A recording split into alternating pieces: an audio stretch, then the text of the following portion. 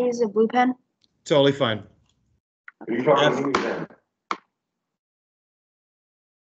you have a question?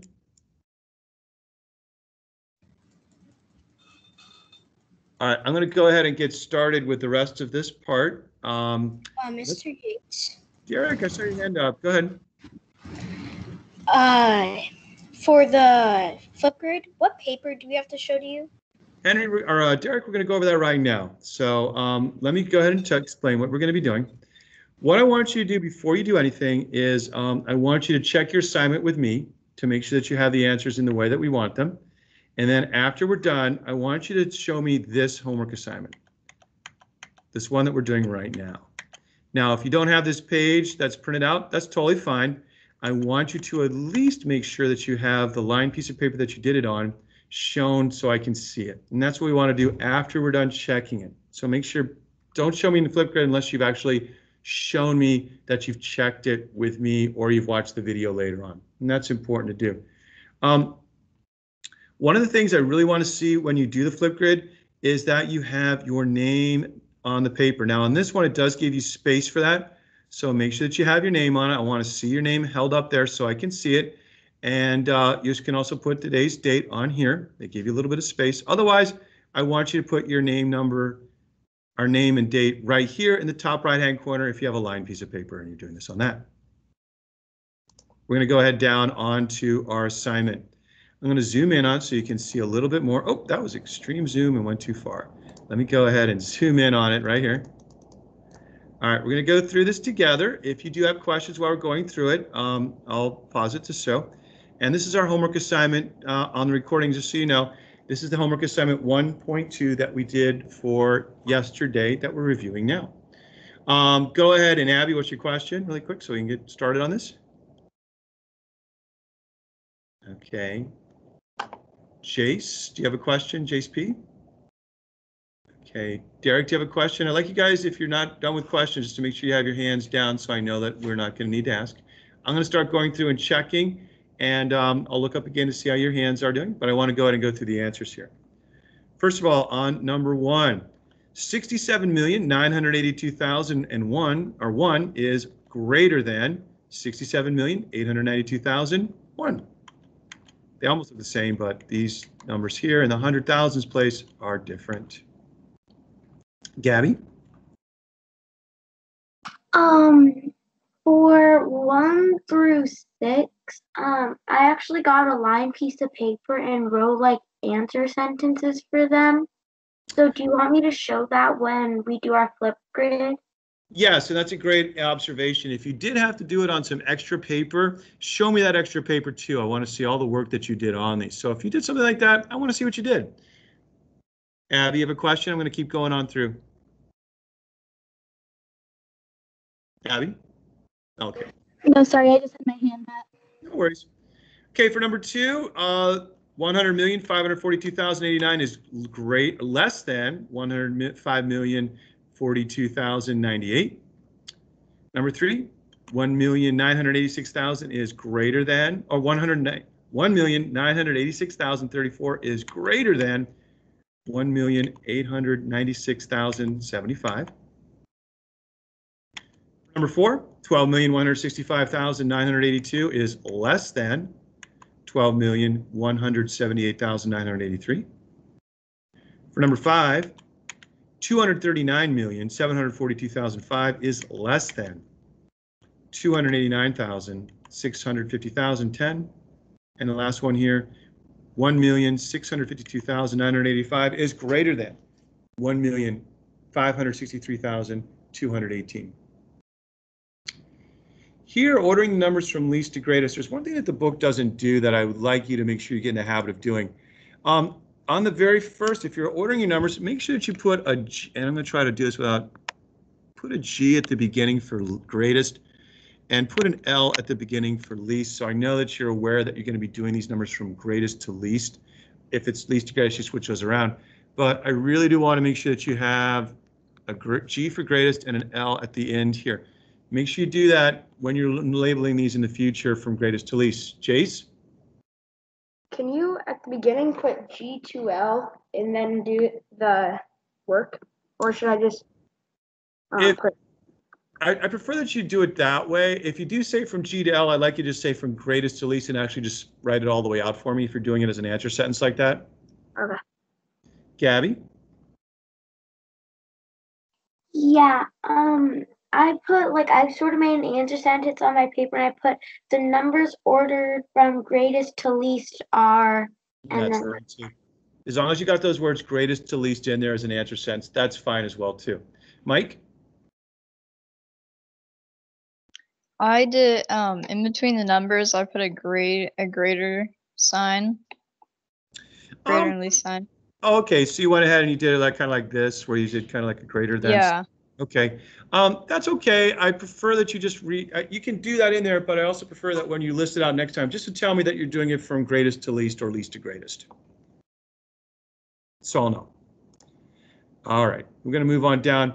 Number 8, the same thing. You're ordering these numbers from greatest to least again. So if you could just go ahead and make sure you're either telling me that answer sentence the numbers from greatest to least are, or if you start with the greatest one, you put a G and the least one right down here in L. So I know that you've gone from greatest to least and it'll help you remember. Mike, did you still have a question or you just have your hand up? Okay, Jace P, do you still have a question or you just have your hand up? Okay. All right, let's go ahead and move on to our next page. Okay, now this time we're ordering our numbers from least to greatest, and this is where a lot of time kids make some mistakes. They'll start automatically doing stuff from least or greatest to least because that's what they did before. So make sure here that you're labeling this or writing an answer sentence, the numbers from least to greatest, or you put an L here for least and a G here for greatest. Take a look at your numbers, boys and girls, and make sure that those numbers are ordered correctly from least all the way up to the greatest. So just go ahead and take a minute to look at the numbers. And I want you to do the same thing for number 10. I want you to make sure you have it labeled for L for least and G for greatest. And make sure that you are putting them in the correct order. Pro tip, use a semicolon when you're listing numbers. If you use a comma between them, then it looks like the biggest number in the world because it's all one big super long number. So make sure you use what's called a semicolon between numbers when you list them. All right, great. We're going to move on down to the word problem. Now this one, boys and girls, the book, again, doesn't tell you what they're from least to greatest to. So I want you to make sure in your answer sentence, it says the list below shows how many kids play each sport. What are the sports from the most players to the least players? And I'd like you to tell me like this, an answer sentence would be like the sports from the most players to the least would be good. Or the sports from most, well, actually most players to least players is the best. And this is what some kids will do. They'll end up getting the numbers in their answer sentence, but they won't actually have the actual sports names. So it is very, very important since they're listing this, asking you for sports, that you actually have the words soccer, baseball, or basketball, baseball, and surfing there, and that you have them from the greatest to the least, or most players to least players. Gabby, what's your question? I put them both, but like I put the numbers first and on the line, and then I put like what they are under them. And that's fine. That's fine to do. The big thing I really want you to be aware of is that what we're going to look for when we ask you for just like a word instead of the number, to make sure that you have the sports in each one of those. So the extra part of the numbers is fine, but just make sure those sports are in there. So you're good to go if you've got the sports listed in there from greatest or most players to least players. Okay, we're going to move on down. Number 12.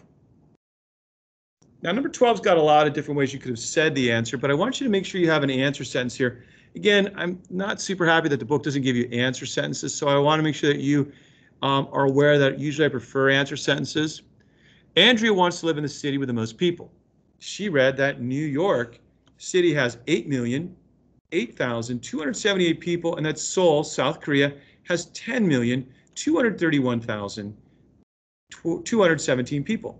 In what city does Andrea want to live in? Since she wants to live in where the most people, the answer sentence should be the city Andrea wants to live in is Seoul. And check to make sure you're spelling Seoul this way with that extra E, that E in there. So check mark that you have Seoul in an answer sentence. Now in this one, it says because how you know. Explain how you know. Maisie, what's your question?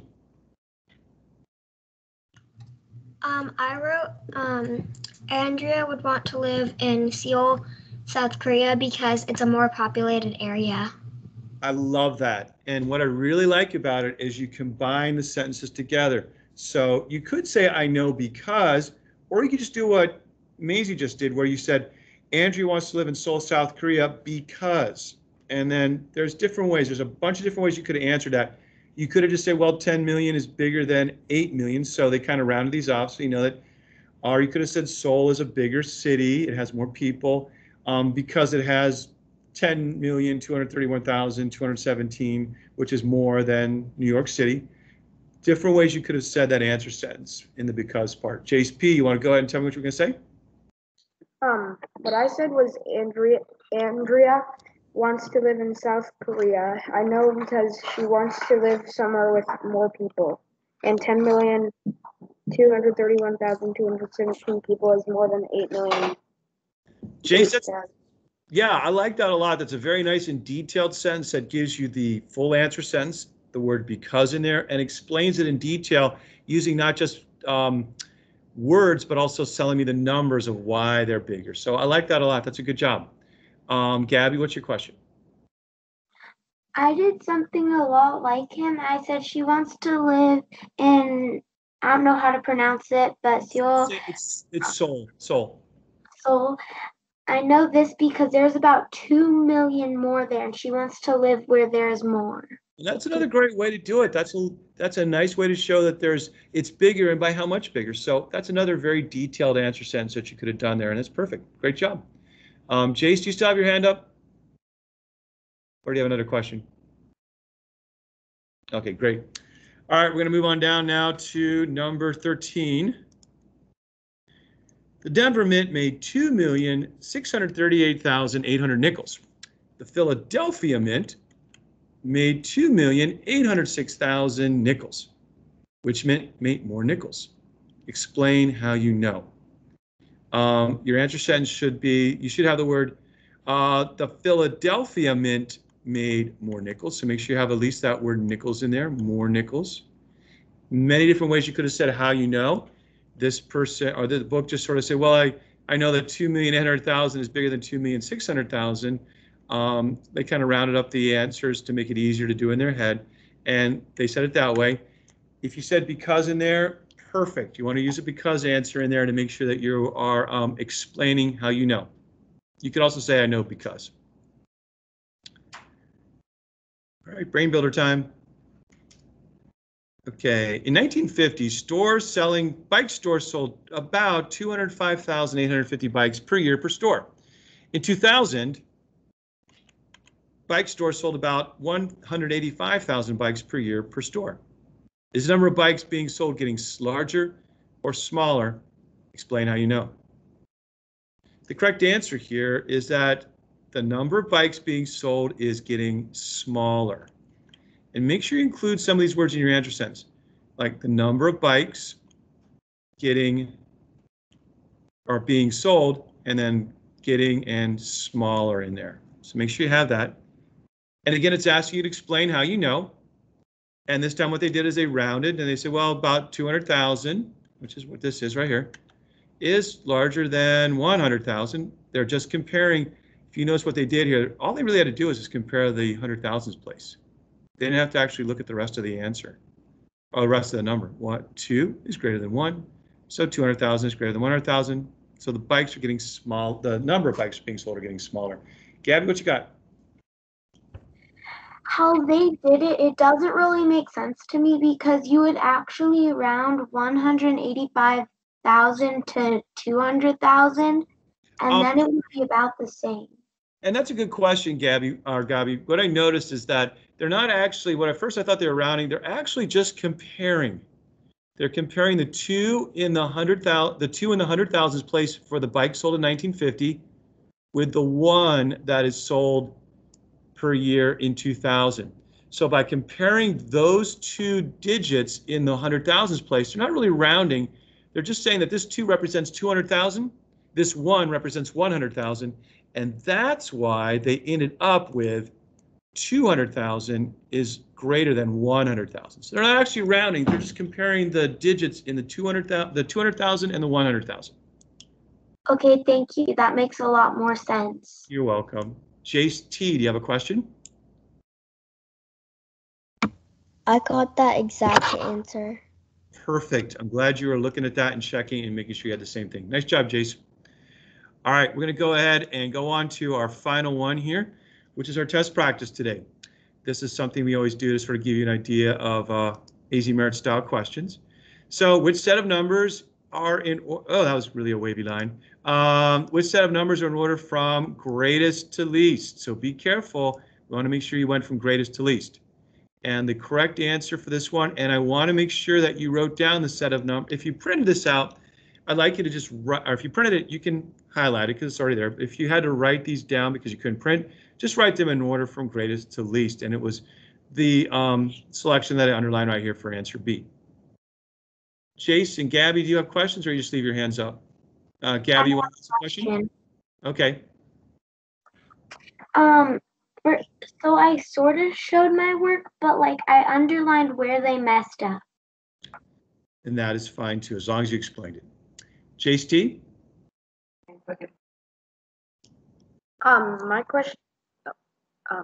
question was, my answer, I put B is in order from greatest to least.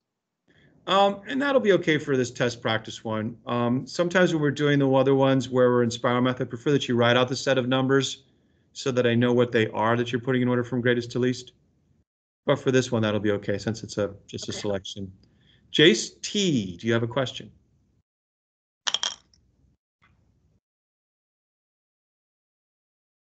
Okay, what we're going to do is I am going to now explain to you what I would like you to do after this part. So what I'll do is, let me go ahead and just get out of here, move down and move up onto our agenda so I can show you what I'm doing.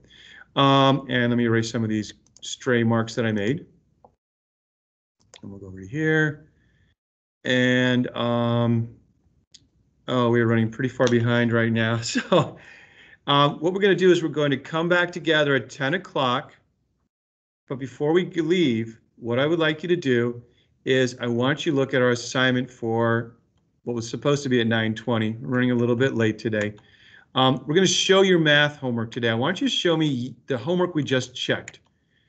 Ms. Church set up a Flipgrid at this link that I'm showing you on my agenda. I want you to hold your assignment up. This is, I would use a random piece of paper here so you kind of get an idea what I'm talking about. I want you to hold your assignment up so it's very close to the screen so you can see the lines and I can see it very, very close. I'm not going to mention names, but last year I had a student who was about this far away and he just didn't say anything and just went across the paper like this and I couldn't see anything that he did. So when you're doing this assignment, I want you to put it up very close in your Flipgrid and tell me how you did on it. Say, hey, I got 100%. Oh, I had a hard time on this. Or I kind of half and half. Some of the ones I got right, some of them I got wrong. I want you to make sure you show me both sides and tell me if you have any extra spaces where you did work. If you need to, I think somebody mentioned that before, just show me that page as well too. The videos are in private mode. Since you're showing your work, I really just want to be the only one along in this church that see those. So what you're sharing is going to be private. When you submit it in Flipgrid, it'll look like you never submitted anything because it won't show up. That's because it's in private mode. That means no one else sees it except for Mr. Yates and Ms. Church. So just so you know, when you come back and say, hey, no one can see my Flipgrid, that's okay. It's in private mode and we meant it to be that way. We're going to get back together at 10 o'clock. I want to give you time to show off your assignment in Flipgrid. I want to give you a break right now. So we'll go back at 10 o'clock and we'll start with our math lesson. We're running a little bit behind, but I still want to keep to the next meeting time so that we don't get confused on when our meetings are. So we're going to be meeting at 10 o'clock. So after I answer a question from Kate, I'm going to go ahead and first, Kate, I'm going to turn off the recording since we're kind of done going over the assignment here.